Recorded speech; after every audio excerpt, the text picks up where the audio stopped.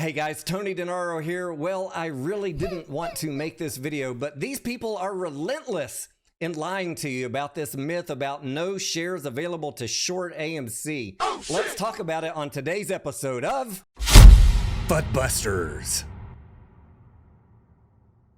Happy Monday, guys, and welcome back to FUDBusters episode 3. We're going to get into a spicy question today. I hope all of you had a fantastic holiday weekend and that you are ready for another fun week in the markets. I see AMC is up about 6% this morning based on that fantastic performance of Super Mario Brothers. Hooah! Now, let's get into the question that I had on the comments in one of my videos. This person wants to know, Tony, how come these people are making videos saying there's no shares available to short, and then somehow the short 55 million shares? I did have a guest on a couple weeks ago, guys. I want you to go watch that if you missed it. It's in my live tab. I'll put a link in the video description where we talked about the myth of daily short volume. And I want you guys to go watch that and become better educated. But today we're going to talk about this myth of no shares available. Now, I'm going to be kind for a change and say that all the people on Reddit, Twitter, and YouTube that put out this diarrhea of information every day that there are no shares available, maybe they're just misinformed or confused. Maybe they don't actually do due diligence. They just see something and repeat it. Or maybe they are misinforming you on purpose with malintent, or to drive views back to their channel, or to elicit an emotional reaction to get you to hate the CEO based on misinformation. I really don't know what their agenda is. I really don't care. But for those of you that want to know the answer to the question, is it true that there are no shares available to lend to shorts?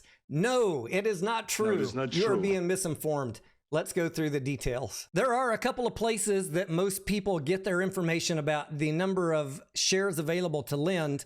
And you can see right here on Stonko Tracker, for example, it's showing 0 available. Wow. But what happens if we click on the More Info button? If you bother to click on it, which I just can't believe that nobody in 2 years ever clicked on this to check, it says the available shares to borrow is an amount provided by Interactive Brokers.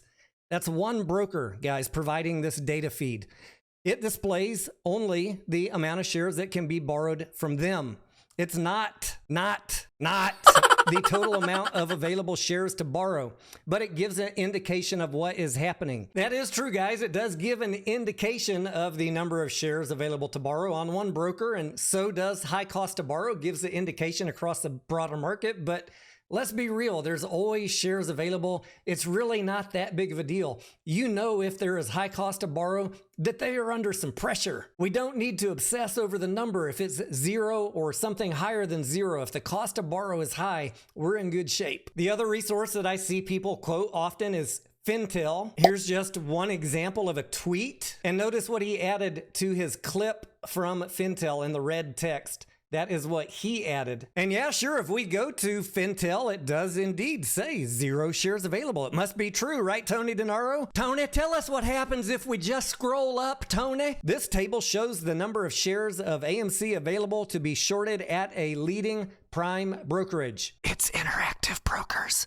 It is not the total number of shares available to short, nor is it the short interest. Interactive Brokers has a data feed that all of these websites tap into. And yes, there's good old Ortex to round out our video today. We have Ortex in the top right-hand corner showing 0 shares available for AMC.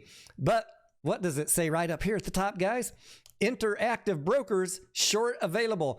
Anybody noticing a pattern here yet? One data broker showing shares available. I do like Ortex though, because the percentage of short interest of free float and the cost to borrow, all of those are sourced from multiple lenders. You could even, if you wanted, click on this little question mark and get that information that they source that from the lenders, not from the shorts. Comes from the lenders. Is Ortex perfect? No, it's not perfect, but it is the best tool. And God damn it, if it was good enough for Roaring Kitty, deep fucking value, it's good enough for me. So take your hate and go back to the clickbait channels. I don't want to hear that Tony DeNaro likes Ortex bullshit. Guys, you got to work with the tools you got, or you can just believe in fairy tales But there's clickbait channels for that. Go have fun. Guys, I am Tony DeNaro. Thank you for watching. I will see you on the next video. FUDBusters.